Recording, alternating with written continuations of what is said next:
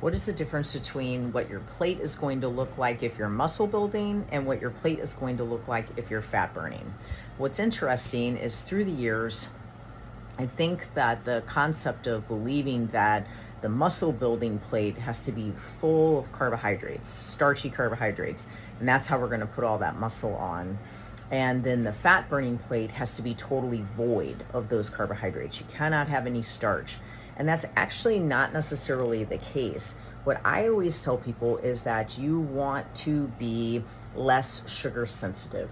You want to be less insulin resistant. So when a person first comes in to see me, if they would like to fat loss, then we want to put them in the most efficient place possible to utilize those carbohydrates. So yes, the first 30 days, we might not jump into rice. We might not jump into bread. We might not jump into white potatoes, because we want to get their body less sugar sensitive.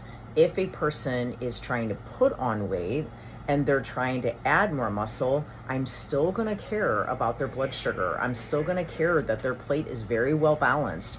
Because just because I throw a whole bunch of food at them doesn't mean I'm making them healthy. It also doesn't mean that I'm necessarily adding muscle to their body. I can very easily add fat, and I can also add a lot of water retention, and I can also completely throw off their mineral balance because they don't have any ratio to what they're eating. They're just throwing a bunch of food into their body. So yes, you will see a starchy carb when I'm trying to put muscle on, but you also will see plenty of protein that makes sense for the person, for the sex of the person, for the size of the person, and I will phase it in a way that they will be able to digest it. I don't just overnight dump a load of protein into someone and pray that they're going to be able to digest it. We slowly phase ourselves into the right amount of protein.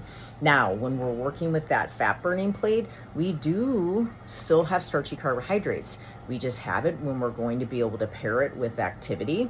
And we know when we build that glycogen that we're going to use that glycogen instead of just allowing that glycogen to store. We don't want that. We want to make sure that we're going to utilize that glycogen. That's very important.